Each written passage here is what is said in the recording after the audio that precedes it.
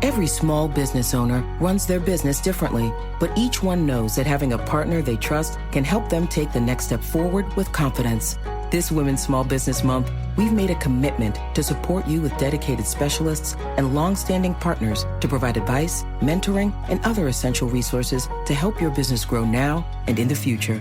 To see more about how we can help you in your business, visit bankofamerica.com/SBWomen. Bank of America, what would you like the power to do? Escape into an original romantic comedy. Meet Cute presents Belle Makes 12, featuring songs from Ellie Goulding's hit album Brightest Blue. Meet Belle, the overworked elder daughter in a family of 12 who's trying to balance taking care of her family with taking care of herself. Meanwhile, Belle's dad struggles to live a fully authentic life while putting family first. Will she be able to make time for her new beau, or will they have to call it quits? Find out on Belle Makes 12 on your favorite podcast app.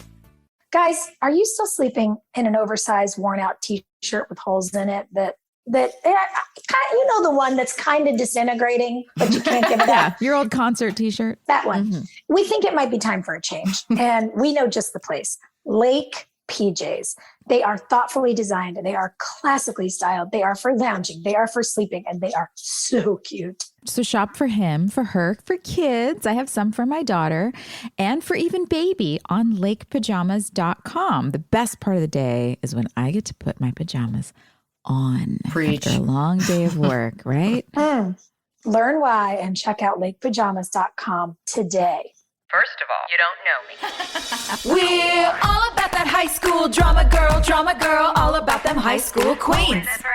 We'll take you for a ride in our comic girl, drama girl, cheering for the right team. Drama queens, smart girl, rough girl, fashion but you're tough girl. You could sit with us, girl. Drama queens, drama queens, drama queens, drama queens, drama queens. Well, hey, welcome back, everyone. This is episode 15. Suddenly, everything has changed. It's all changed. So changing. It's all changed. Too much change. Air date February 24th, 2004. And the synopsis is, after his near-death experience, Lucas decides he made the wrong choice. But what does that mean? Did he ever make a choice? I feel that's like he the never whole synopsis? Yeah, that's what it says. There's a lot happening in this episode. A lot of other stuff happened in this episode. Also, before we get started, hey, we just want to say thank you to everyone who came to our live event. We had so much fun with you guys. We can't wait to do it again. And if you missed it, you know, we'll do this again, and we hope that you join us because we really had a ball. So thank you for everyone who came. Yeah, I feel like slumber parties need to be, that's our brand, man. We are slumber party girls. That's the first time I've had a slumber party without my children in like forever. Normally, if I see my girlfriends at home, we all have our kids and stuff. I had a really good time, you guys. That was exactly so fun. What I needed. Fantastic. You know, and we also got to be together while we talked to Paul, who really walked us through a lot of the Dan Scott decision-making, which we saw on full display in this episode. You know, Paul explained to us that every decision he made was because he loved his kids so much. And so even through all of the like horrific stuff he's doing in this episode, he just keeps ringing that bell. He's like, it's because I love you. It's because I love you, which is... It's interesting because... And we talked about this with Paul last week. If he were just playing it as a villain, he would be boring. Yeah. But because as an actor, he is coloring Dan's deeply narcissistic, you know, deeply abusive on the page behavior with love. It's like toxic love is a really interesting thing to explore because so many people go through it. So many people come from, you know, families where there's generational abuse, where there's inherited trauma, and you start to see it unfold. He does such a beautiful job with it. It's such a weird thing to be like, oh, Paul, you do such a beautiful job making us all cringe. You are real good at being terrible. Listen, the Deb stuff is killing me. We're jumping out of order in like what happened in this episode, but not knowing what Deb did. Guys, I don't remember. Is it something as simple as an affair? Because, like, who cares, you know? And do we really blame her with being married to this sociopath? No. I'm What could so it be? Curious, guys. Was it pain meds? Did she end up like Because I know that was later, but maybe I'm just jaded at this point, but I'm like, what could she have done that is Right. Worse so than that bad guy. that she's like, oh, the town can never know about this. Like the town. Who cares? I suppose we have to remember early aughts, small town, women weren't allowed to do anything wrong. Yeah, that's true. It's a different You time. know? Yeah. Now we're out here making poor choices. And being like, what do you want from me? I'm a human. Yeah. You know?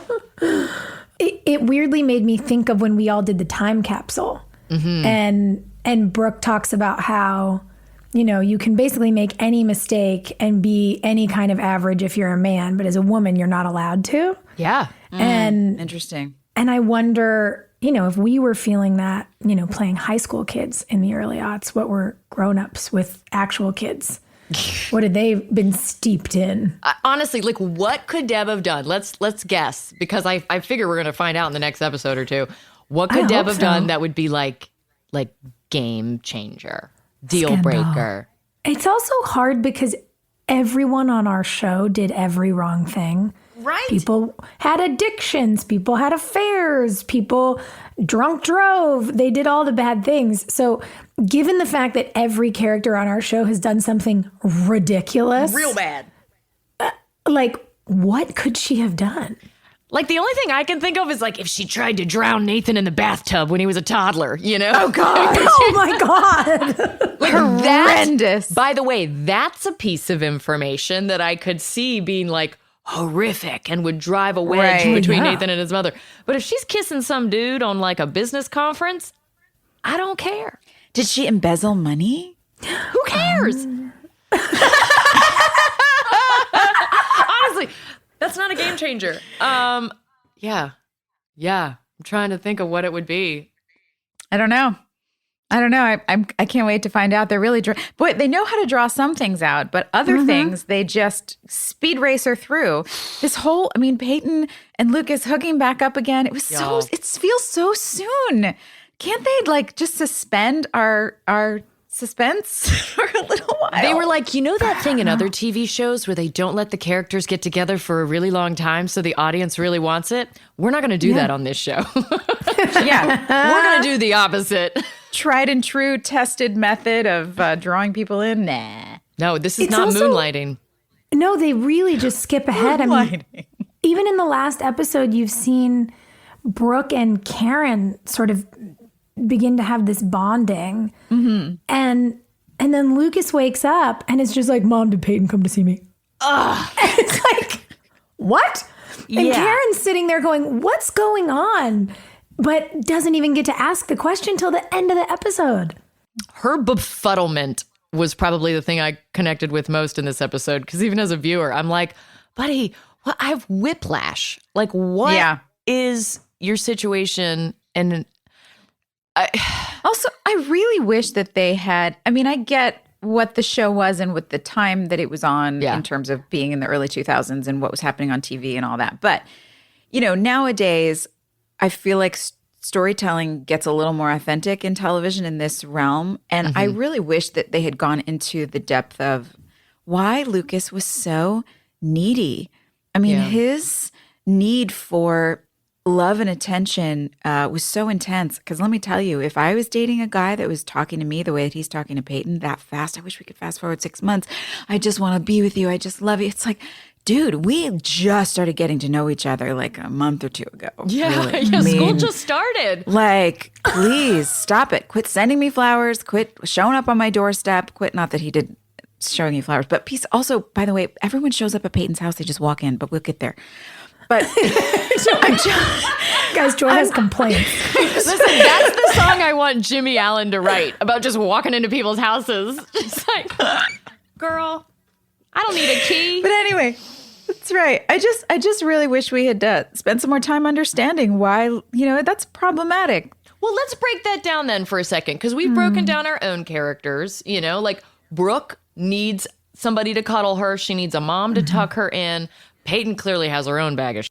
You know, Haley is one of a lot of kids, so creates these really strong boundaries. Lucas is a kid who I think grew up with a lot of shame because he didn't have a father, and everyone knew who his father was, knew who his brother was. And so does that shame kind of, I guess, encourage him to want to be with one of these popular girls? Like, if I'm with the captain of the cheerleading squad, does that validate me? If I'm with this other girl who's even more damaged than I am, does that make me the hero? So he's going between being like, he's going between being the fixer-upper and the fixer. You know, each girl presents a different path for him.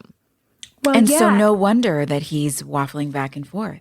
It's what we're starting to understand maybe in this episode for the first time is, as we're looking at what some of the behaviors are, especially for men behaving inappropriately on our show, we already know what our characters did inappropriately. We've been mortified about it for 18 years.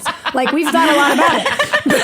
But like, looking at Nathan starting off as a bad guy, looking at the way that Dan treats his families, plural, I think now we're starting to see, what could the motivation underneath the really at current bad behavior we see Lucas displaying? And what I think is actually really interesting, and this is where, you know, some of the writing comes in, they were really rushing through it, whereas Dan got more time to unpack his stuff. Yeah. They rushed the drama with the kids. They rushed the sex. They rushed the, you know, betrayals. They rushed us through a lot. But I think it would have been so nice to see this stuff for Lucas slow down and actually imagine if he'd ever been able to talk to Haley about this. Oh, yeah. In any scene ever. Not just like, I love her. No, I love her.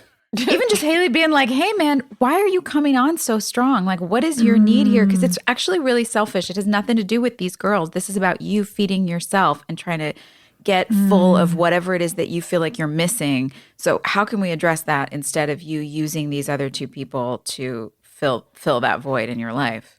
I will just say I'm very proud of the adults we've become because the things we're saying require immense emotional maturity, and we've all obviously been to therapy, and I think it's great. God, we love you. We did the work, guys. We've done the work, and now we see how other people need to do the work. Yeah. That is the difference between storytelling in 2003, where it was revolutionary for a boy to be tender. I mean, I feel like James Vanderbeek on Dawson's Creek was really the first time I saw a boy exhibiting stereotypically like female behavior. Sure. And so our boys lean into that in the world of One Tree Hill. And that includes like Jake with his daughter, you know? 2021, though, we could go so much deeper and really dig into why Lucas is making the decisions he's making. I think he's just been rattled by this near-death experience. And so the way you overcome that is by saying, oh, no, I'm not a victim. Not me. Surely not me. I'm going to go fix someone else who's a disaster, you know, which is Peyton. Peyton's always the disaster. You're always saving me, you know. To a guy with a hero complex, that's a turn on. And so if he's feeling like, oh, God, no, I was just a weakling who was in a coma for how long? Do we know? Was it a week, 2 weeks? I feel like it was a couple of, I mean, depending on how many times Karen changed her outfit. They gave her so many variations of purple shirts. They did. Purple shirt. I don't know. It's probably a week. Maybe less. Yeah, that's a week long. But it's been at least a week. Yeah. Have you guys ever worn these sneakers called Allbirds? Yes. I feel like the algorithm online knows that this is in my wheelhouse because I get these ads. I'm here for it. They are unbelievably They're so comfortable. I mean, nice. truly, it's beyond. I don't even know how to explain it. The first time you put your feet into Allbirds shoes, it's like you're walking on clouds, and I really mean it. Yeah. So listen, if you're working out, chances are you're wearing synthetic fabrics made from oil. Yes. Oil, the primary culprit in the global climate crisis, is also the main ingredient in your favorite performance apparel, but it doesn't have to be. Allbirds found a more sustainable way with their new collection of natural run apparel. The natural legging, along with the rest of Allbirds' Natural Run collection, focuses on natural materials with supernatural qualities, using as little synthetic fabric as possible. Guys, I got a second Joy's emotion here. I don't run unless I'm being chased, but I wear I'm serious. It's my nightmare. It is actually my idea of a certain kind of torture. But I got a pair of these Allbirds running shoes, honestly, because a friend of mine was sweet enough to give me a pair to be like, you might like it. I don't like running, but I wear these things everywhere, even as a non-runner. They're so comfortable. And they're cute. They're like the perfect airport shoes. Yep. I mean, I know we're trying to sell you guys something, but also this is real. Like this one's for real. We're fans of the brand.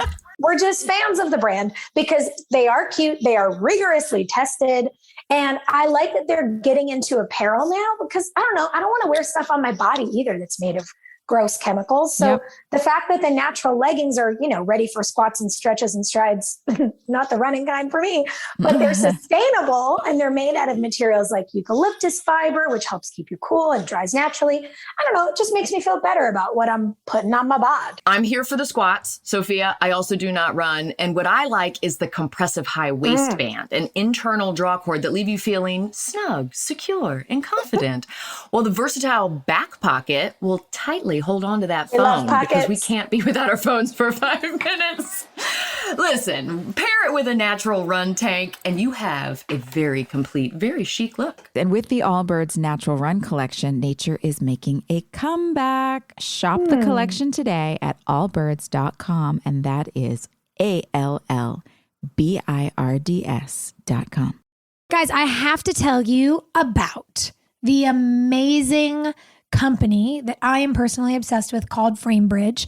They joined our podcast as a sponsor. Thank you. Thank you. And I was literally saying to the girls that this changed my life. Like it's made it so much easier for me to frame the things that matter, to like memorialize stuff that's important to us. Well, I love when we do our Zooms because your whole gallery wall in your office. Oh, thank you. I'm a fan of. Me too. I since have put one up in my house, and it is hard to find frames that all work with each other and to have the time to go like do it professionally. Well, and also that aren't so absurdly expensive. Like framing is not cheap, and the fact that FrameBridge has made it A, affordable, and B, you don't even have to leave your house. So easily accessible. It's a dream. Well, you can add a gallery wall to your home office or send the perfect gift, from art prints to diplomas to the photos just sitting on your phone. Anything. You can FrameBridge anything.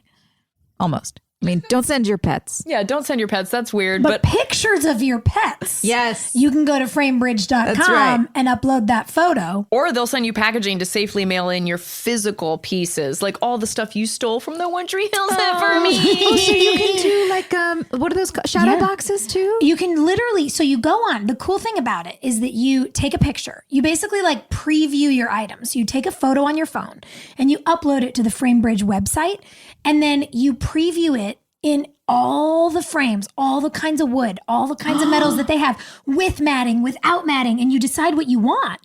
The cool thing is, if you have a photo, a high-res photo in a Dropbox, you can just send it to them and they'll print it and frame it. Or if you have like a piece of art, a poster, you take a photo, upload it, see what it'll look like in a light frame, a dark frame, a metal frame. You pick it, and then they send you the packing material. Perfect. You put your physical item in it, send it to them, and they send it back framed. You guys, it's amazing. Amazing. Custom frame, door to door, ready to hang. That's it. Get started today. Frame your photos or send someone the perfect gift. I know what Sophia's giving us for Christmas. Go to framebridge.com and use your promo code DRAMA to save an additional 15% off your first order. Just go to framebridge.com, promo code DRAMA. Clearly, we love this and we use it, so we mean it. Framebridge.com, promo code DRAMA. Guys, are you still sleeping in an oversized, worn out t-shirt with holes in it that the one that's kind of disintegrating, but you can't give it up? Your old concert t-shirt. Yeah, but not the cool one you want to wear out of the house. That one. We think it might be time for a change, and we know just the place. Lake PJs. They are thoughtfully designed. They are classically styled. They are for lounging. They are for sleeping, and they are so cute. I actually have a confession to make. I'm a pajama set person. Every time I go to a wedding or I travel with friends, they're like, what are you doing with like a full set of silk pajamas? I'm such a nerd about it. And so I geek out over Lake pajamas. They're essential. The sets are already put together for you. They're effortless and dreamy. And Lake pajamas are 100% Peruvian Pima cotton. So they are super, super soft. Ridiculously soft. So shop for him, for her, for kids. I have some for my daughter and for even baby on lakepajamas.com. The best part of the day is when I get to put my pajamas on Preach. after a long day of work, right? Learn why and check out lakepajamas.com today. I am frustrated with Peyton in this episode because she came flying into his bedroom, kissing on him. And my natural assumption as a viewer was, oh, she must know that he broke things off with Brooke. Like he must have texted her or something. Yeah, I thought that too. Halfway through the scene when he's like, I broke up with Brooke. And she's like, what? No way. I'm so mad at her. Yeah, I know. Kid, what are you doing? Yeah. Yeah. It's got I have to say, it's funny, for everyone listening at home, for the three of us to watch these episodes together, because whenever one of our characters does a terrible thing, we go, oh my God, what is she doing? And the other two of us are dying laughing. And Hillary, I really felt for you in that moment, because you were like, she doesn't even know. She's kissing him and she doesn't even know. She doesn't know. And you were so upset. And we all were just like, why did they do... Again, you got to do what's on the page. The script is written. It's our job to do it. Yeah. And you just know that those are the days when you go to work and you're like, I really don't want to do this. Yeah. I think this is a bad choice. Do you remember, did you call it out on the day? I mean, did you say something? I was always, anytime I had to kiss anyone, you guys know I was a bitch about it. I was just like, I don't want to do this. I think I was really frustrated because it felt like character assassination. It's like Peyton had done all this work to explain why she's such like an Eeyore, And then you just got to go and screw it up by kissing this dude the second he gets out of the hospital. She had exhibited restraint, in all the previous episodes, where Brooke's holding his hand at the side of the hospital bed and Peyton's just got to go and... Clearly, Brooke has been in his bedroom. There's plants everywhere. There's crystals hanging from the plants. Crystals. I don't know who she thinks did that. Did we even know what Feng Shui was in 2003? Was that like that was new? I don't know. Now I'm like, is this inappropriate? I don't know. It's cultural appropriation, Brooke. That's what I was going to say. I was like, I don't know how I feel about that. But I will say it's, when we're thinking about the ways that characters exhibit the things that make them feel validated. For Brooke, it's like, I'm going to take my credit card and go buy all these things and decorate your room so you know I love you. Oh, yeah. That's the only way she's ever known to do anything. And I think it actually draws this really sweet through line later when Peyton is trying to hold steadfast and says, like, Brooke's my best friend. She came over every single day. You realize that from the age of 9, that's actually been the best validation. Like the best version of Brooke is the person who always shows up when someone's hurting. Yeah. And I think that creates the kind of double whammy at the end. Peyton's been trying to be the best version of herself and keeps getting sucked back into this thing. Oh, girl, Peyton should have had this wake-up call before she went flying into that bedroom. She didn't just remember at the end of the episode. I don't disagree. I'm just... Brooke's my best friend. There was a lot of sloppiness, a lot of messiness. I mean, Peyton leaving her webcam on. How about Lucas watching Peyton on her webcam while they're texting? Oh, guys. And she signs off the horror. The sign off. But you guys, okay, so instant messenger for you children out there that were not alive for that era. Like, we'd all pretend we were doing our homework. So like senior year in high school, we get like a family computer where you can get on instant messenger and you'd pretend to do your homework, but really you were like talking to boys. Or someone on the other side of the world, some stranger, because it was instant message. Like you could connect with somebody that you just to make a pen pal. Were you talking to strangers on the internet? For sure. Joy. Listen, it was stranger new. danger. It was like I know, but I didn't get that at the time. I was just like, oh, this is cool. Like an instant message. I can just make a pen pal. I would Did you meet search any through the princes countries on the other side of the world that needed you to funnel some money for them? Oh, God, I know, right? No, luckily I was a smart enough kid not to fall for anything like that. But I printed out instant message conversations with like certain boys that I liked because it was oh, heck yeah. you wanted to save it. Yeah, Jimmy Kane. Sup, Jimmy Kane? We had this like fight where he was like, you've changed. And I'm like, you've changed. You're mean and blah, blah, blah. And then it was like, cool, you want to kiss later? And I loved that conversation. It's still tucked in a journal, like in my desk right now. Oh, yeah. Anyway, that's a tangent. However, what I love is that Peyton signed off of Instant Messenger, but left the webcam on. So he could still see her drawing, but she was like, this conversation's done. I have to stop talking to you. It's actually really funny because I was expecting at the moment of sign off, and then when it cuts to Lucas being so wounded, because the sign off is a deep cut. Oh, yeah. I thought the next shot would be Peyton like throwing a black hoodie over the computer, and she didn't. And I was like, oh, that's. She just left it on. I was like, that's really a choice. She's cruel in that way, you know, and maybe that's what he's attracted to is that she's unintentionally cruel. So it feels like a challenge. You know, Brooke is so just nice to available. him. Yeah. Payne's a dick. Sorry. You know, it's damage. What are you going to do? Yeah. Yeah. I get it. He really is waffling back. You're right. You nailed it. That he's going back and forth between needing to be with the girl that feels like she loves him. The love is easy. It's available. It's there. And he's just craving love from a praiseworthy source. And Brooke is so popular and so sweet and liked. And that, I think, really draws him in. And then going back to feeling like he wants to feel like he's worthy or capable of helping and being a hero and fixing someone. I almost wonder if that, because Nathan has kind of always been the male version of Brooke, right? He's the most popular kid. He's the captain of the team. She's the captain of the cheer squad, whatever. I wonder if in a way, Lucas wanting Brooke's approval it's almost like she says, by being with him, she says, you're worthy. And by being with Peyton, he gets to feel like he doesn't need to prove that he's worthy. You know what I mean?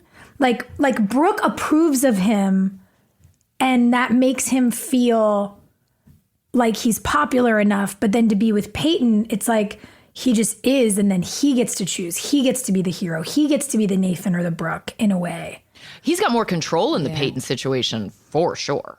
I thought you were going to go in the direction of Haley just cleaned up Nathan's ass, right? And since they've done everything together their whole lives, is he unintentionally mirroring Haley by being with Brooke? Whoa. Is it like, oh, we've done everything together? Like, we're going to rehab popular kids now? Okay, I guess so. Whoa. Interesting. Oh, that's interesting. See what you started? Oh, such an interesting dynamic. No, listen, this is what I really want to get into because I love the psychology of 2003. The end point we wanted to get to with Haley in this episode of Haley singing is a freaking delight. I love that. But they were like, how do we show that Haley wants to try new things? I know. We're going to dress her up real sexy. Straighten her hair. She's going to straighten her hair. Yes. We were joking, you guys watching the episode, because both me and Hillary wear turtlenecks at different points. And Joy, you're in that cute, wrap top. Like ballerina. With the neck. And we were like, Haley's the last collarbone standing. That's it. Just so full good. kitten in this episode. Yeah. Was that on the page or had you asked for that? What was the story? Was what part on the page? What part of it? Getting all The sexy. sexier wardrobe and the different hair and that stuff. No, I don't think I did ask for it. I think that was their way of kind of giving Haley a reason to come out of her shell a little bit. I mean, it was a little on the nose. I feel like I want to try new things, like, I don't know, snowboarding or maybe singing. It's just like a little on the nose. Yeah. I feel like we could have drawn that out a little bit more, maybe over a couple episodes, but whatever, it was what it was. And I'm happy that I got to do that. It was a great song. It's a Sarah McLachlan song. I loved that album. It was a little low. Beautiful. I wish I had brought the key up a little bit. But, did you pick that song? No, they gave me a couple options. They gave me a CD. Somebody gave me a CD in the production office. It was probably Joe Davola. He handed me a CD and he was like, pick one of these songs. So Joy, pick a song. Yeah, that's right. Call me tomorrow. I went down the list and that was one of the ones I liked and it seemed like it was in my register. So yeah, we picked it and I had fun. I played the piano, so I learned basically how to play it. And I was really nervous. I was nervous to sing in front of everyone. And I thought it was cool. I don't know. I still feel weird about it. I mean, in my mind, you sang the whole show. So it's crazy to me that there was ever a before time. And so watching it begin is exciting. I've totally forgotten. And it feels cool because it was after the mid-season finale. Like this is when we've come back for the second half of season 1, after January.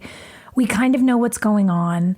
And it was so exciting because we all knew you sang. We knew you came from musical theater. And to begin seeing it in the show, it's funny because having heard you sing now for, almost 20 years, you're right. I was struck. I was like, oh, it's like low and quiet. And I was going to ask you if it was a choice for you to drop a little and start quietly because Haley was scared, because it was her first time. I would love to tell you that that's the answer because people would love that juicy little detail, but it's totally not. I just picked the wrong key. Oh, but it worked. Maybe you did it subconsciously. Yeah. Maybe I did. Because you have a bold, you can belt like almost no one I know. And for you to kind of hold it back, I was like, oh, she's playing this sweet little baby Haley. It was nervous for sure. And, I think opening up as the song went on was fun. I also don't love my voice in a recording studio. I'm better live, and I always have been. And I don't know if I'm going to agree with that. You're good both ways, babe. Yeah. Oh, thanks. Well, I feel like I've always felt like I missed my calling in just being in musical theater for my whole life because I just feel like my voice sounds better live. And so every time we would do this show, I would always have to go into the studio and record something and then lip sync it, which I'm kind of terrible at doing. I'm pretty bad at lip syncing. I don't know anyone who's good at it. And then they sync it up on the show. And it still happens in movies too, where they sync it up and it's like just a millisecond off. And I don't understand why they do that, but I wish we had done, and I hope one day I still get the chance to do a musical movie where you can actually sing, like what they did in Les Mis. Or I just saw Evan Hansen. I think they did a lot of it there too, where you're just actually singing on the set and you've got an earpiece in with the music playing and you're, singing live and that's the recording they use. Because I think that sounds great. But wow, I'm on a tangent. Sorry. No, you're not. All right, we're going to put out a call to action right now. Joy doesn't know I'm going to do this. I want someone to start an internet petition. That means all of you. For Joy to star in Waitress on Broadway. Yes. My business partner at Samuel Sweet Shop's one of the producers. His wife, Adrienne Shelley, wrote and directed the movie. Oh my God. I want Joy to be the lead in that show so freaking bad. And I know I'm not the only one. So somebody start a petition. Y'all pass that thing around because I'm fixing to go see my girlfriend on Broadway. Oh, dude, I love that you just said that because the whole time you were saying that, Joy, I was like, but what's the Broadway show you want to do? That was going to be my question. And I like that Hillary's like, this is the one. I'm going to be bossy about it. Please do that. I'm so in. Oh, that sounds amazing. Yes. Guys, I am constantly looking for ways to cut expenses. I don't know if you are. Same. Well, when I added up what I pay every month for cable, plus a couple of premium channels on top of what I pay for on-demand streaming services, I was pretty shocked. All those little numbers that sneak by add up to something quite horrifying. Yeah, it's big. Well, Philo was created by TV lovers for TV lovers. And so here's what I get for just $25 a month. We get over 60 premium TV channels, a massive on-demand library of top-tier beloved shows and movies to watch literally anytime I want. And unlimited DVR. It's the biggest and best in the industry. And that means you can save shows for up to a year. And I can stream Philo on up to 3 devices at the same time. Wow. Philo is super easy to set up with no hassles and no contracts. Add up what you're paying for TV and streaming, and it's brutal, right? So Philo gives me a totally better TV experience for $25 a month. We asked our friends at Philo if we could offer you guys a special deal to try Philo. And they said, of course, because the Drama Queens audience is the best. Right? So we got you 25% off your first 2 months. Go to philo.tv/drama. That's philo.tv/drama. Guys, I have been pretty vocal about my fertility journey and the trouble that I had with secondary infertility. And so this is a subject matter that hits very close to home for me. And I really firmly believe that knowledge is power. And when you know more, you can make better decisions for your body, your health, and your future. There are not many decisions bigger than having a kid. But for many women, their fertility is, it's a big question mark. And that's why modern fertility was created. It is the easy and affordable way to test your fertility hormones at home with a simple finger prick. You mail it in with a prepaid label that comes in the package, and you'll get your personalized results within 10 days. Traditional testing with your doctor can cost over $1,000. But modern fertility gets you the same info at $159, a fraction of the price. It's amazing. You're going to get insight into your hormone levels, how many eggs you have, and other important fertility factors. And the results go deep. They go deep into what every hormone means. You can also talk one-on-one with a fertility nurse to review your results and then find out what your options are for next steps. I love science so much, and I wish this existed years ago. So if you want kids today or maybe one day in the future, clinically sound info about your body can help you make the decision that is right for you. Right now, Modern Fertility is offering our listeners $20 off the test when you go to modernfertility.com/drama, which means your test will cost $139 instead of the several hundred or even $1,000 it could cost you at a doctor's office. Get $20 off your fertility test when you go to modernfertility.com/drama. modernfertility.com/drama. Well, guys, summer definitely took a toll on my hair. I needed a refresh, and I started using Living Proof. Have you heard of this yet? I have. And Joy, you and I have very curly hair, and it is a very specific set of needs. Yes. So Living Proof actually has a whole line of curly hair stuff that I've been using.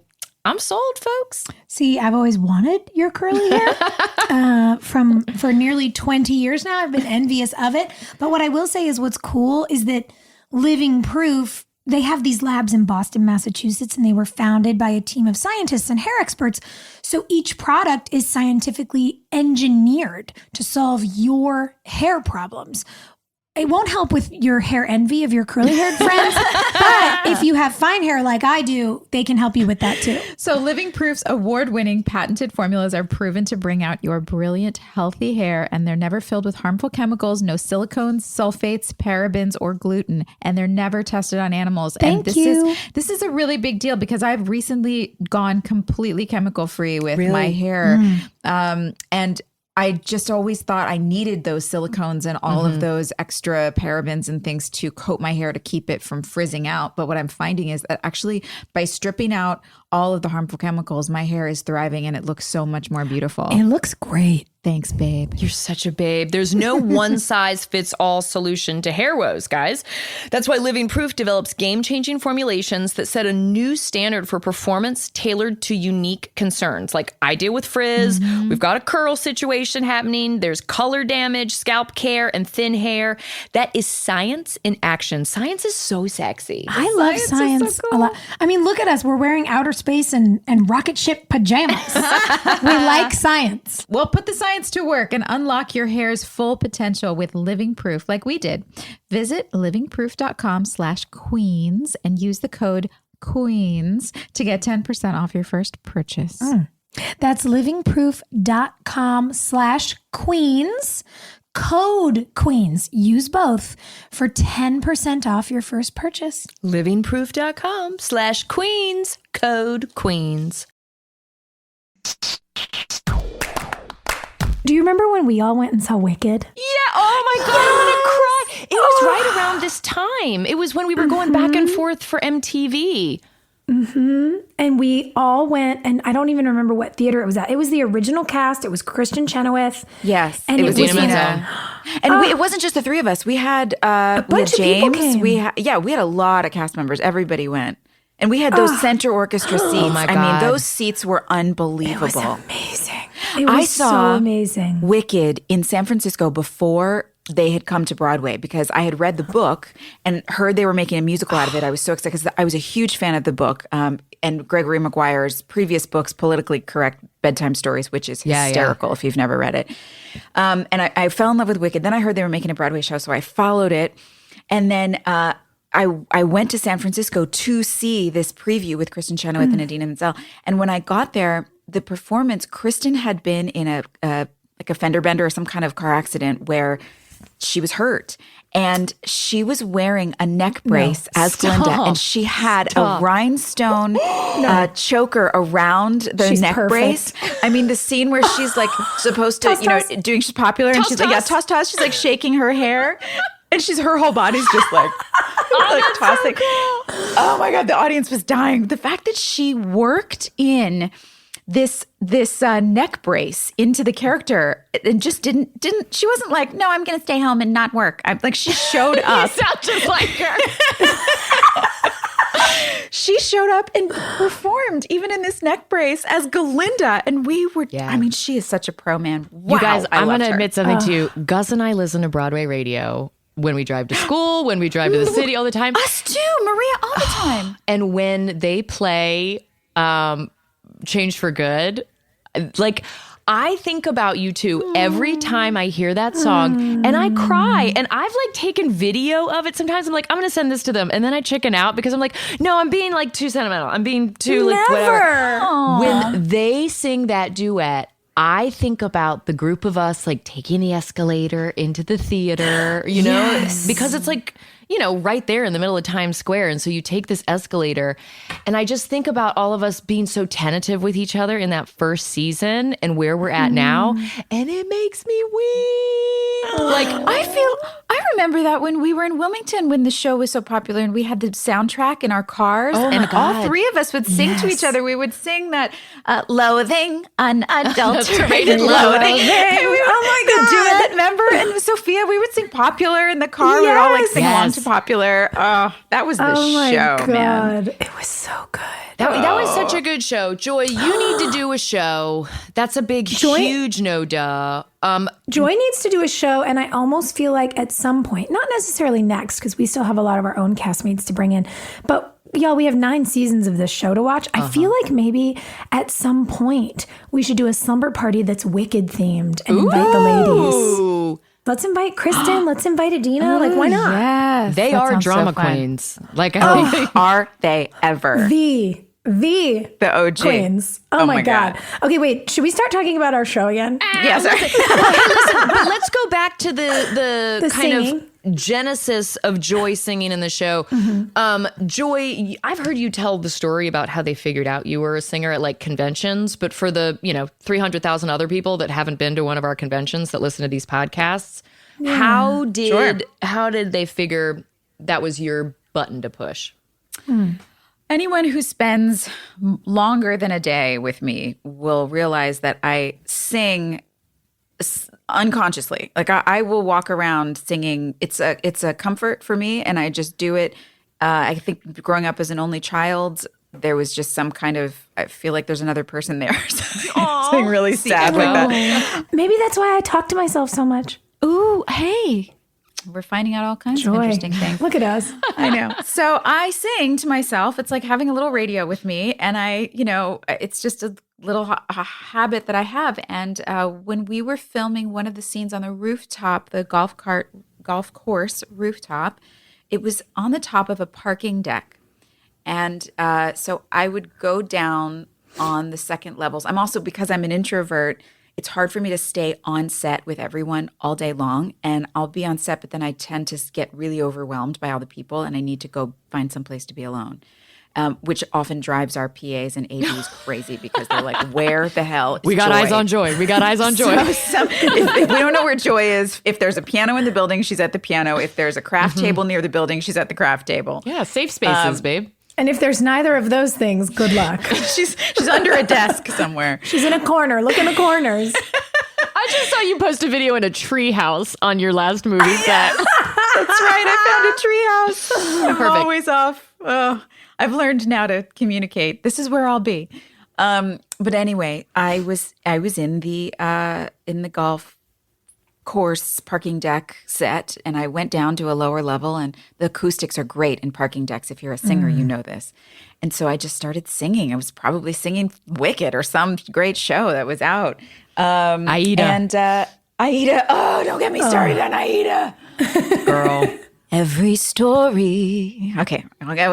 Anyway, so we Parking deck. parking deck. So we're in the parking deck, and Mark and some other people are driving by on their little golf carts, and they pull up and hear me singing, and then he asked me when I was on set. He's like, "Was you singing, huh?" I said, "Yeah." And he's like, "Do you want to sing on the show?" And I was like, I guess so, sure.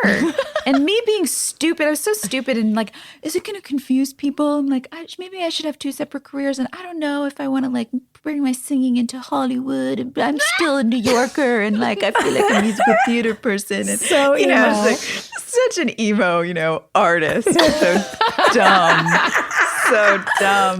So I didn't embrace it as much as I wish I had, but I was glad to do it, and we had fun, and I'm glad that they wrote that in, and it became an interesting thing for Haley. Obviously, as we went down the line, I got to go on tour and write my own stuff and have it on iTunes. It was cool. It was really cool, and I got a recording contract with Epic Records. I mean, there was a lot of cool stuff came from that. So yeah, that was neat. Really It makes me wonder what they would have done with Haley if the singing thing wasn't there. You know what I mean? It's so integral to who she is. Totally. Yeah, I really don't know. That would be interesting to find out. I mean, I kind of feel like they didn't really know what to do with Haley, especially watching these last few episodes. I mean, she was like the Whitey of the kids. She popped in and would like give advice. Camilla. We needed one of us who wasn't a complete just twirling mess.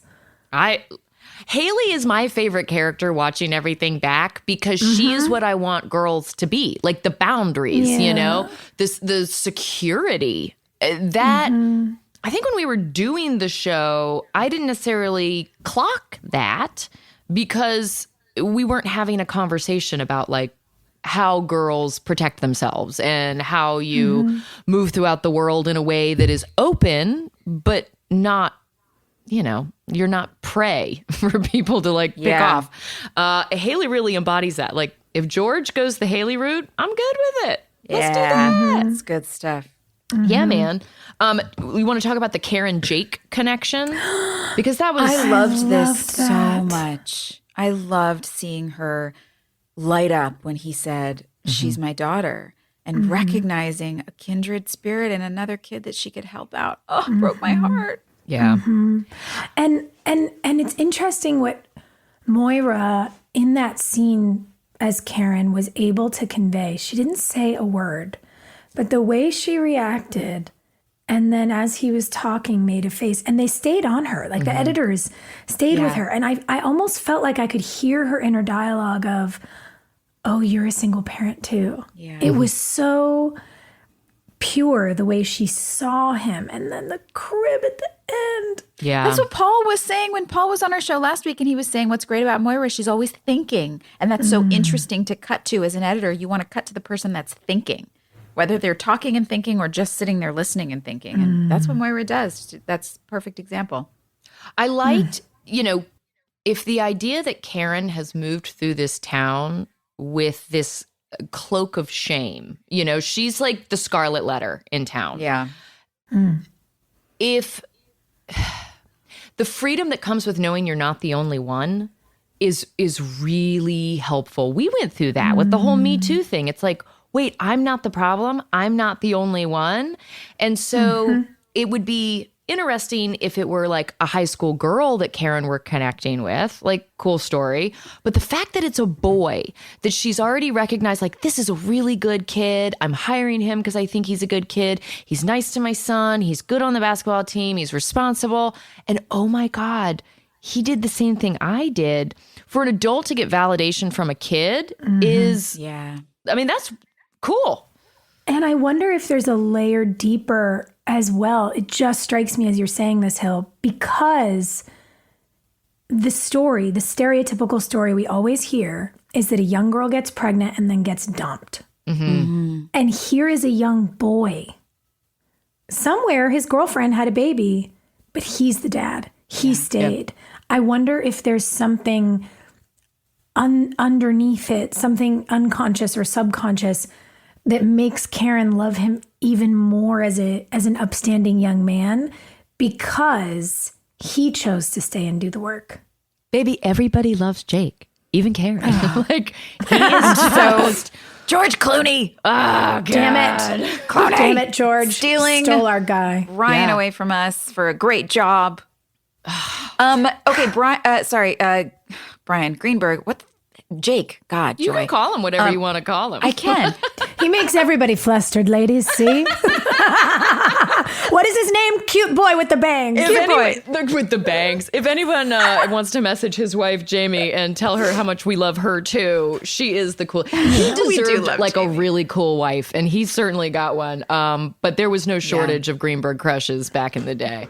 For sure. It's really fun, though, when you can giggle with your friend about how much everyone was in love with him as a kid and then go, yeah, and you grew up and now we're all kind of in love with your wife. Yeah. She's a smoke show. Well done, dude. Yeah. That tracks. Well done. But Jake calls Karen Miss Rowe and then she says, Karen, call me Karen, please. And this is kind of an off-topic question, but did you guys grow up calling adults Mr. and their last name, Mrs. and their last name, or just their first name? Well, I'm Southern, so it was like, Me too. Mr. Kevin, or that's Miss Shirley, like Miss Lori. Yeah. Because I guess in Texas, it was always the last name, and maybe that was just the circle, but in New Jersey, it was definitely always the last name. Oh, yeah. Mr. and Mrs., Jordan, or whatever it was. You just never said your first name. Oh my gosh, it would be so disrespectful. But here, and now in California, and maybe it's a West Coast thing, Sophia, I don't know how you grew up, but here, Maria has two friends that call me Miss Lenz, and everybody else calls me Miss Joy. But she has one friend that calls me Joy. Oof. And but I've known her since she was in kindergarten, and I don't know. It doesn't bother me. It's like whatever. Bunch of hippies, she's like family. I know. Calling grown-ups by their first name. I know.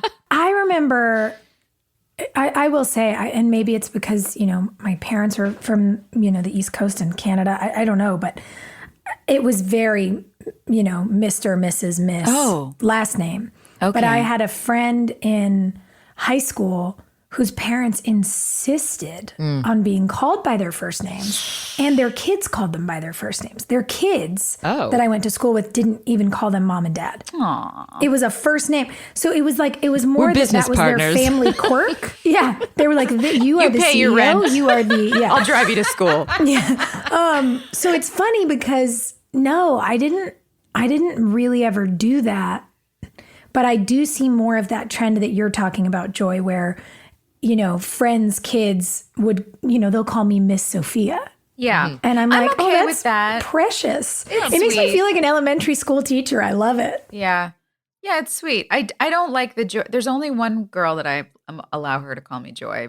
And it still irks me a little bit. I love her so much. And it looks begrudging. Yeah, it's begrudgingly. I'm like, she's squinting, you guys. She's squinting You're like, right this now. little girl. I love her so much, though. And I feel like it's at this point, it would be so strange to ask her to be more formal with me. So I'm just like, it's fine. Whatever. I love you. Class it up. You can't rewrap that present. No. Right. Like when we were growing up too, the other thing that you did was you called people aunt and uncle, even though they weren't your aunt and uncle. Yeah, like neighbors were always like, aunt and uncle. I don't know. You got to call grown-ups. I was the needy kid that called other people's parents like mom and dad just to be funny. I'd be like, Dad, I'm home. And they'd be like, oh, Kimmy Gibbler's here. Like, gross. Get her out of here. Seasons, they are a changing. honey. Will your personal taste. Okay, are you ready for something new? Are you ready for something new? Freshen up your fall with a change in decor. Not just a change in decor. They're selling themselves short here. This is a change in a massive comfort level. Being a whole experience. The whole experience. We sleep all night, every day. So this is important. I've never been in sheets like these. Here is where Brooklinen comes into your life. They really are so luxurious. We all raved about them. I'm a skeptic, you guys. I think everything is like a sham. And I was so excited about these sheets. Yeah, guys, we got to be honest. Like, we won't take sponsors on our show whose products we don't actually use. And we all already have beds. We've got sheets we sleep on. So when my dog chews up most of my sheets, so I could always use some new sheets. You actually need new sheets more than the rest of us, but we all were kind of like, well, are these really that good? We'll try them before we agree to let them come on the podcast. That's true. And when I tell you our group text, we were like, girl. Did you sleep on them? Did you sleep on them? Oh my God, what's happening? Look, Brooklinen was started to create beautiful, high quality home essentials that do not cost an arm and a leg. And guys, it is such a success. They know what they're doing. Yeah, Brooklinen works directly with manufacturers to make luxury available directly to you without the luxury level markups. Thank you very much. Thank you. So you get their amazing array of products at a reasonable price. And not only are we telling you that we are converts, Big we fans. are all in. Brooklinen as a company is so confident in their core products. They actually come with, I can't believe I'm saying this, a 365-day warranty. That is a full year. You don't need it. A full year. They're golden. Yeah, they've received over 75,000 five-star reviews and counting. So give yourself a comfort refresh, my friends. You deserve it. And you get it for less at Brooklinen. Go to brooklinen.com and you can use our promo code Drama Queens, all one word, Drama Queens, to get $20 off with a minimum purchase of $100. That's 20%. I'll take it. That's Brooklinen, BROOKLINEN.com, and enter promo code Drama Queens for $20 off with a minimum purchase of $100. Brooke Davis would love these things. Oh my God, I should have started this company. She is so fancy. That is brooklinen.com, promo code Drama Queens. Oh, guys, I'm so excited to welcome one of our newest sponsors to our show because many of you know I have a very cute dog named Maggie. She's so sweet. Maggie the dog. And everybody stops me and says, what is she? What kind of breed is she? What's your dog? And I don't know. Maggie's a rescue. 72% of people have no idea what kind of dog they have. And I've been one of them. And I decoded Maggie's story. What is she? With an Embark dog DNA test. You guys, it came in the mail. I literally have pictures of her with the box. I was so excited. So I swabbed her little cheek. I sent it off. And then I got the results. And they come with a video. And you won't be surprised. I immediately burst into tears. You guys, I thought Maggie was either like part pit and maybe Vizsla or like, I don't know, maybe just a hair of Rhodesian Ridgeback or something because she's very like yellowy orange. She's a little strawberry blonde. Yeah. Y'all, Maggie is a pit bull, a husky, What? and a chow chow. What? How is she a chow chow? Yeah, I think that's where the curly tail comes from. Oh, baby. I really love this. Well, we've So got a new puppy on the sweet. way. We just adopted from the Sato Project a dog that was hit by a car in Puerto Rico. Baby. He has lost a leg. Little Erwin Morgan is going to be joining us this month. And I have no idea what this little dog from the jungle is made up of. I'll come over and swab him. Okay. I'll do it. I mean, it's you and 72% of the rest of the people who own pets. They don't know what kind of dog they have. So you're going to get to find out. You're going to get to decode your dog's story with an Embark dog DNA test. And you, dear listener, can do the same. God bless. Learn your dog's inner secrets with Embark. It is the highest rated dog DNA test. Right now, Embark has an offer on their breed and health kit for our listeners. Guys, this is really meaningful to us. And let me just say to you as an Embark user, it traces your dog's DNA back I found out Maggie is a descendant from the Asian wolf from 15,000 years ago. Stop it. No, I'm serious. It's literally, it goes as deep as 23andMe. So I'm simply telling you. I want to do this for Bear. The fact that we can give y'all a discount on this really, really touches my heart. You can go to embarkvet.com and you'll get free shipping and you will save $50 off your Embark breed and health kit. It does health testing too. Great. With promo code DRAMA. And I'm going to be real frank with you. I paid full price for this thing. So the fact that we can give you guys a $50 discount makes me feel real excited. Yes, take advantage of it. Visit embarkvet.com and use promo code DRAMA to save $50 today. Hey, Dad, how do airplanes fly? What's in this box? Is this tree good for climbing? How are babies made? What does this thing do? Kids are curious about everything, including guns. Talking to them about gun safety in your home is a good first step, but you can do more. Always keep your guns locked, unloaded, and stored separately from ammunition. Safe gun storage saves lives. Learn how to make your home safer at endfamilyfire.org. That's endfamilyfire.org. Brought to you by End Family Fire, Brady, and the Ad Council. I thought it was strange that she was specifically asking him to call her Karen, but maybe somebody in a writer's room Because he's a who hot wasn't a young parent. dad. She's like, how old are you, Jake? That's You right. 18? Just call me Karen. She's like, it turns out I'm no longer in love with Keith and I'm on the market. In 10 years, I don't want you to think of me as Miss Karen. I just want you to think of me as Karen. I feel like if Greenberg would have stuck around the show, they would have gone that route with him. I would not have been surprised if he hooked up with a teacher. Would have loved it. Yeah. You know what's interesting though? I as comical as it is, there is this rift. You know, we're all now fantasizing about Karen and Jake. It's fine. It's fine. It deserves an asterisk because don't forget, Brian Greenberg was 23. This is okay. He was like not well an into actual adulthood. high school kid because someone will write that comment. But we have this big rift with Karen and Keith. Yeah. And God, that scene at the end, I forgot about this. None of us were in it, so it's not like we would remember filming it. When Keith is trying to get a bank loan. And it's the cycle of what keeps people in situations of financial insecurity that we as a society are really having now. We understand it. We have the transparency. We can analyze the data. You weren't really doing this then. And watching it now really I don't know, guys, it just broke my heart. Seeing that woman, the actress hired to play the gal at the bank, who says, well, your monthly earnings are not that high and what your mortgage would be doesn't really, she essentially said it doesn't make us feel secure to give you a loan and you just withdrew your life savings. Yeah. And he says, yeah, but I had to pay medical bills. My nephew was in an accident. And she's kind of like, Sorry. Them's that the sounds like a breaks. you problem. Yeah.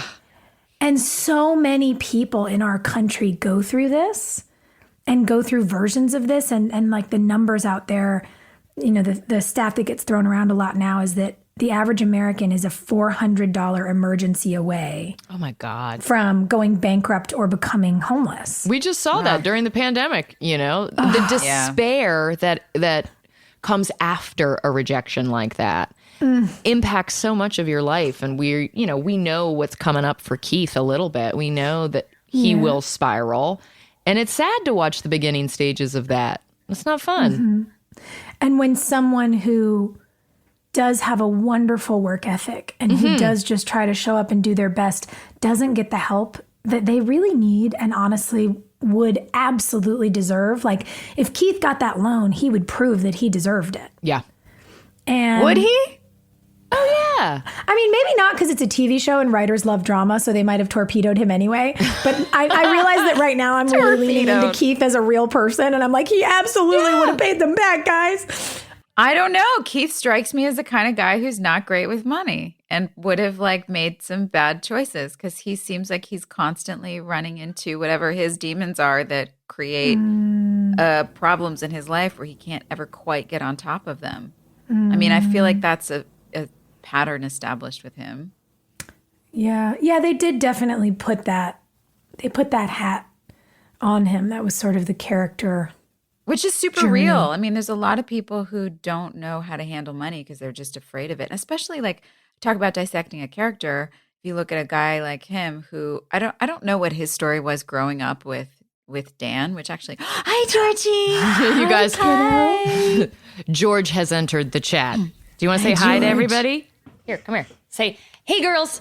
Hi, girls. Okay.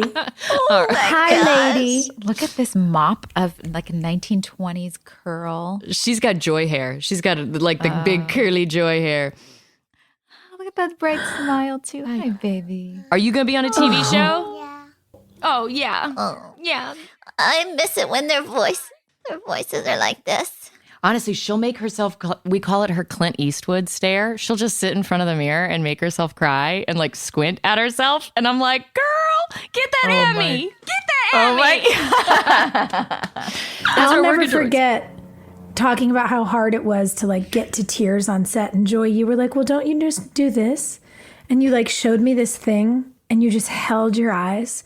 And then you just had these big tears dripping down your face. And I was like, oh, fuck you, dude. Are you serious? And you were just like, oh, you have to learn this. And I was like, who are you, you magician? So, hey, maybe, do you think you sat in front of the mirror like George and practiced when you were a little wee one? No, I couldn't cry. Almost my entire adolescence and teenage years. And the first 2 years first year and a half I was on the soap. I absolutely could not muster tears. It was like I had a huge emotional block. I spent so many years shoving tears down when I was in high school and when I was in middle school because I just I wanted to be tough. I didn't want anybody to ever see me cry. Totally. Sometimes I would let it go if I was totally alone and nobody was around. But otherwise, I just got really good at like feeling the emotions come up to about my throat and using my entire body to just shove it all the way back down. I don't like that. And no, it was terrible. And then when I went to act and I was trying to perform and cry and do a scene where I was sad or audition or something, I could never cry. Couldn't do it. What? Even when I did that Stephen King movie Thinner when I was 14. Oh my God, Joy. I was so jealous. There was a scene at the dinner table I was supposed to cry and I couldn't do it. And I was like, can we just have somebody stick a pin in my foot under the table while I'm doing this scene so that it'll like make me tear up? And they wouldn't actually. I was like, no, like stick me in the foot with the pin, like stick me. And they wouldn't do it. There was some insurance. They're like, this 12-year-old is method. She's serious. We cannot end without talking about Sophia crying in the mall because you did so good. Okay, crying in the mall and then chewing Peyton's ass at the end of the episode. Powerhouse performances, babe. Yeah. Yeah. That mall, we all kind of remembered that mall as being a not fun day at work. Oh, it was so uncomfortable. What was your side? Oh, yeah. Oh, gosh. You pointed and I was like, which one of us? Oh, yeah. No, on my computer screen, you're there. I just remember I was actually still so nervous because I was like, I don't know how to cry unless I'm really upset. So the sort of like, God, I just think about it. I'm like, what do we do for a living? Just like emotionally manipulate ourselves? Yeah. Anyway, sidebar. Yep. But I was really struggling and I have a hard time, which I realize makes my choice of a job super weird. I don't love to be looked at, especially by strangers. It is the thing that creates a lot of social anxiety in me.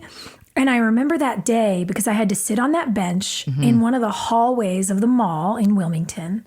And you guys approached from the rotunda where the carousel was. Oh, yeah. And you like came down toward me, down the hallway. And you guys were going to walk up. And it's the whole, Brooke's crying about Lucas breaking up with her. Haley realizes that Lucas and Peyton haven't told Brooke and she's pissed. Peyton knows she's caught. It is a true triangle moment. But when the cameras were pointed at me and you guys were on the other side, they couldn't close the mall. They didn't like close the hallways. So by the time we got to my coverage, hundreds of people were behind you guys. Just like looking and reaching and pointing and taking pictures. And I was like, I don't know if I can do this. Yeah, because everybody had called their friends by that time. Oh, like God. we'd been there long enough that, hours that everybody was like, come down here. They're filming One Tree Hill. And it's not that people aren't nice. It's that it's just weird to be looked at like a zoo animal. Yeah. And why was there nobody being like corralling the crowds? We didn't have a lockup. It was season 1 and they wanted it to be a scene because they were trying to like convince the network that we were a hit, that was on purpose. Yeah, because normally they would lock off a hallway. They would put up some barriers so we could all work in private. And they didn't do that. I think they were like, sending pictures back to LA of like, look how many people showed up. Right. And I remember years later, how nice it would be when we all were working at Karen's and everybody was super cool. I will say our fans are generally so respectful. People would line up across the street. We could go over at lunch and take photos and kiss babies and say, hey, this was just so close. And we were this was my first job. Like, I didn't know what I was doing. And I was just so scared. And the way it felt to have hundreds of faces staring, I couldn't get there. Oh, you did though. Eventually I did. And I will say it's so interesting to realize how much we all love each other's characters, but also our own. Like, God, I go hard in the paint for Brooke Davis. And I was just like looking at this little baby girl, like sobbing. And I'm like, oh, I feel so bad for her. That was really... Because she just doesn't know. It was so good. Such a good scene. It was so raw and real and vulnerable. And then, the way you turned it around when you came into Peyton's room, when you showed up unannounced and just walked in because this girl who lives alone never locks her door. And you walked in her bedroom and you just gave it to her. And you knew the whole time too. That's what was so interesting. You didn't let her have it at the hospital. You held on to it for like a day or two. Yeah. Why didn't Peyton wait for Brooke to like drive her from the hospital? You know what I mean? Like Peyton just bolted. That was so rude. What's interesting to me though is, because remember in the beginning when there's the scene with you guys in the bedroom where Peyton and Lucas are in the bedroom and I was like, oh my God, does Brooke find out on the webcam? Like I didn't remember. I wasn't sure. And when she goes in to check on Lucas and comes out and is pissed. Oh, yeah. I was like, why is she so pissed? Right. I was like, oh, she turned around and saw that computer. The computer's in the shot when she walks in there and turns around. And I was like, it's the webcam. Oh, no. And I think there's something really interesting. I'm realizing now this was a great job done by the writers because Peyton has said to Lucas, I'm not going to do this. Like, this is my history with my best friend since I was 9. And he says that kind of shitty thing where he's like, oh, we're not going to betray her any more than we have. And you just like hold the line. And again, writing, everybody relax. But the writers did a thing where they really leaned into the history of these two girls, which I think informed the rage that Brooke comes in the room with. Because she doesn't go to Lucas and say, fuck off, I can't believe you hooked up with my best friend. She's like, you're my best friend and you did this thing behind my back. And like, you didn't tell me. And that's what changes everything. And it's like, oh God. Because how hard would it be to tell your best friend that you're in love with their boyfriend? Oh my God. But to Brooke, she's like, there's a right and there's a wrong and this was wrong. And oh man, I had to bring a lot of pent up anger into that scene. And it was boiling. I have a question about Peyton's hair. Because you have, you have beautiful hair. You've big, beautiful curls. And we saw them for sure in the pilot and like several times throughout the first few episodes.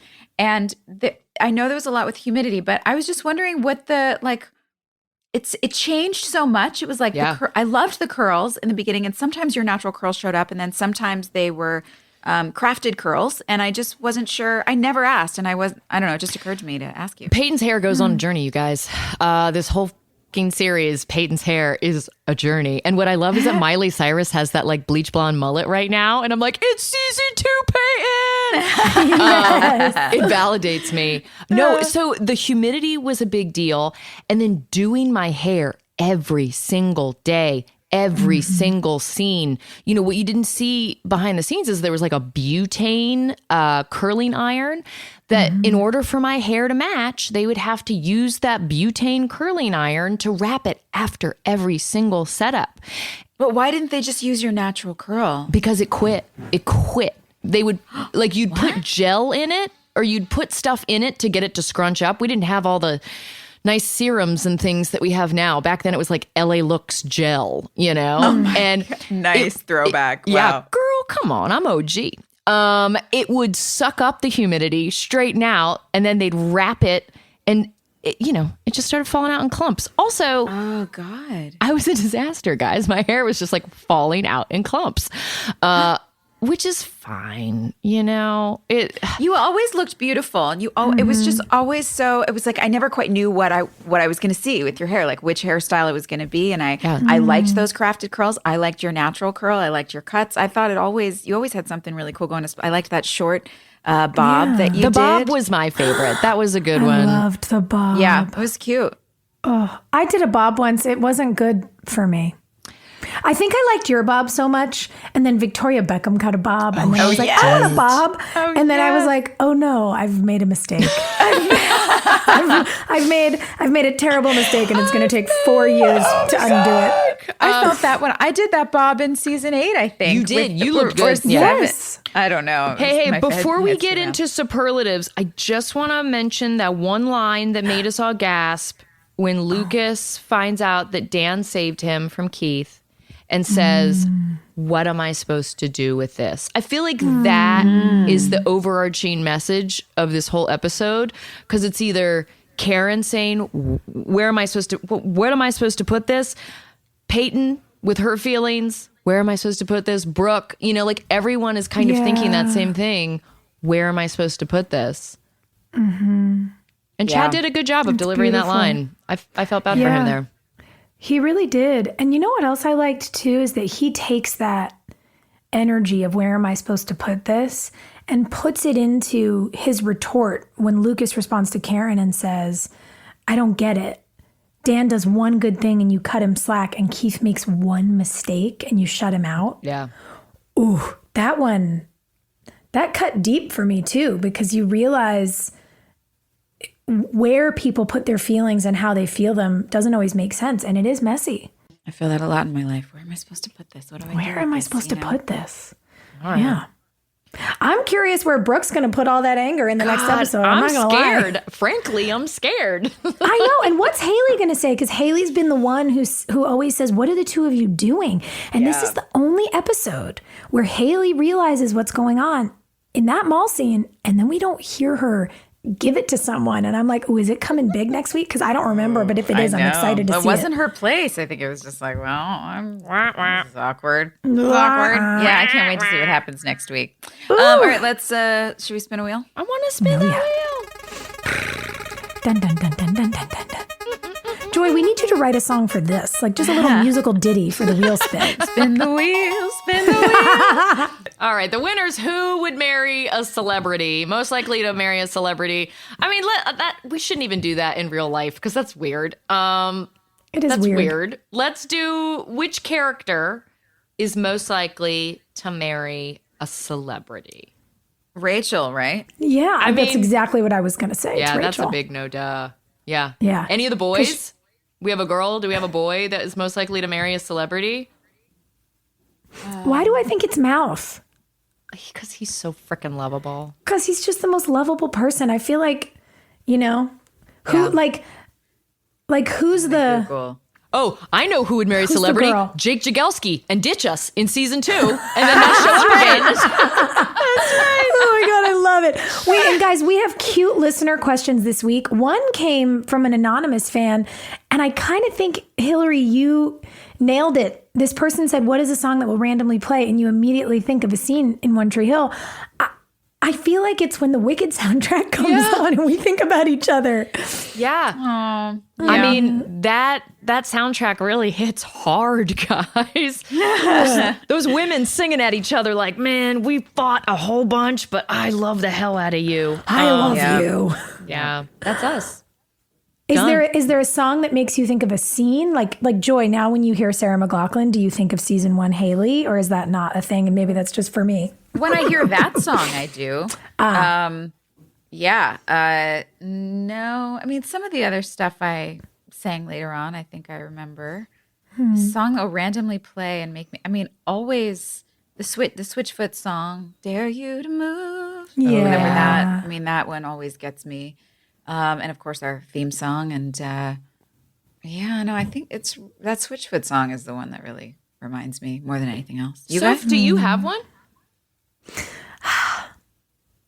not necessarily just a song, but yeah, very similarly, if Dare You to Move comes on, obviously anytime I hear Gavin, I start to giggle, which is weird for people who are with me, who don't necessarily, when you hear a song like playing in the background and no one else has noticed it yet. So I'm just laughing. Hyper and people aware. are like, what? I'm like, do you hear it? Do you hear it? Yeah. Yeah, I don't know. I think there are certainly songs that were big deals. I mean, my God, do you guys remember when Kid Cudi came and played at Trick? Like, Big deal. Really that first record he released, I couldn't hear a Kid Cudi song without thinking about All of You. That's not what lasts for me now, but there's always been moments where certain songs have hit on our soundtrack. Mm-hmm. I would say that Tegan and Sarah song, Don't Confess, is one for sure. Mm-hmm. And then Peyton has a conversation with like Ellie in season 3 where she talks about the song she hates the most is I think Celebration, because it's the song that was playing in the hospital when her mom died. And like I'm pretty sure that's what it was. And even if it's not, anytime I hear that song, I'm like, Peyton's mom died. Like it ruined the song in real life. Oh my God. No. Yeah, celebrate good time. Come on. Da-da-da-da. Yeah. Ruined. Oh, we need to reclaim that song for you. Okay. Next slumber party. Like, truly, we're having a dance party. All right, Joy, this question's for you. How much of a hand did you have in Haley's music? Did you write the songs yourself, co-write, or was it something the network handed you and you had to put your vocals to? No, I wrote my own songs. Yes, she did. Yeah, some of them were good, some of them were not good, but they let me sing them on the show anyway. Well, I'm curious. I kind of want to piggyback Justin's question here because, you said that the first time you sang, and you sang the Sarah McLachlan song, yes. They'd given you a CD and they let you pick what you wanted to sing. Yeah. When did it transition from Haley singing covers of popular songs to you, Joy, writing music for Haley? Do you remember? I think it was only that one. And then Halo was something I wrote with Cara Diaguardi. I always forget which vowel is at the end of her name. But she's a wonderful songwriter. And we got together and worked on that. I mean, she really wrote that song. I think I probably was like in the room and maybe said a couple things, but that was mostly her. And then after Halo, I just brought them some of my own stuff. And I was also, by then I had a contract with Epic. And so I was doing a lot of my own music there. And we were trying to cross some of that over onto the show. And yeah, I think it was right after Halo. And then we did Quicksand, and there was a couple of others. There was the one for the USO show, the kind of bluegrassy one. Yeah. I could never quite find my groove, like my niche musically. I was just all over the place because I do love so many different styles of music and I write for so many different genres that it actually became a hindrance because I couldn't just pick a lane. So that's kind of why I think Haley's music was all over the place too. Oh, but then we did We Belong, also that Pat Benatar song. So it was a mix. It was a mixed bag. I mean, some of my stuff, some covers. But they were pretty flexible with me about it. Everybody worked with me and wanted to. Oh, and then we did the one with Tyler. That's right, When the Stars Go Blue. When the Stars Go Blue. Yeah, that's like the biggest one ever. Yeah, it was a mix. All right, you guys. Next week, the first cut is the deepest. Oh my God, is that the Sheryl Crow episode? Sheryl Crow. Yes. Sheryl Crow. Sheryl Crow. Oh my God. We all showed up to work that day. Oh yeah. Woo. Yeah. Episode 16, season 1. Guys, we have done 15 whole episodes together. Hot damn. I love Happy this. anniversary. Yeah, I love you guys. Oh my God, we have our learner's permit. Thank you so much to the fans for tuning in with us. This has been a really fun ride, and I'm excited we have a long road ahead. See you soon. Bye, guys. Bye. Hey, thanks for listening. Don't forget to leave us a review. You can also follow us on Instagram at DramaQueensOTH. Or email us at dramaqueens@iheartradio.com. See you next time. We're all about that high school drama girl, all about them high school queens. We'll take you for a ride in our comic girl, cheering for the right team. Drama queens, smart girl, rough girl, fashion but you're tough girl. You could sit with us, girl. Drama queens, drama queens, drama queens, drama queens, drama queens. Guys, are you still sleeping in an oversized, worn out t-shirt with holes in it that that, you know, the one that's kind of disintegrating, but you can't give it up. Your old concert t-shirt. That one. We think it might be time for a change. And we know just the place. Lake PJs. They are thoughtfully designed. They are classically styled. They are for lounging. They are for sleeping. And they are so cute. So shop for him, for her, for kids. I have some for my daughter, and for even baby on lakepajamas.com. The best part of the day is when I get to put my pajamas on after a long day of work, right?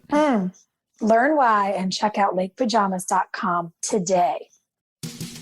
The air we breathe, the water we drink, the soil that grows food for our families. These basic elements are essential to healthy, happy lives.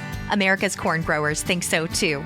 Across the country, they're pitching in every day and doing the work to produce food and fuel that is healthy in a sustainable way. Go to ncga.com to learn more about how corn farmers grow a more sustainable future for us all. That's ncga.com.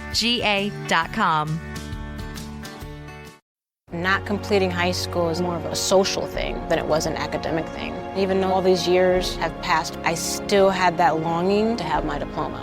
At age 30, Carissa finished her high school diploma. If you're even considering getting your high school diploma, you can do it. No one gets a diploma alone. If you're thinking of finishing your high school diploma, you have help. Find free adult education classes near you at finishyourdiploma.org. That's finishyourdiploma.org. Brought to you by the Dollar General Literacy Foundation and the Ad Council.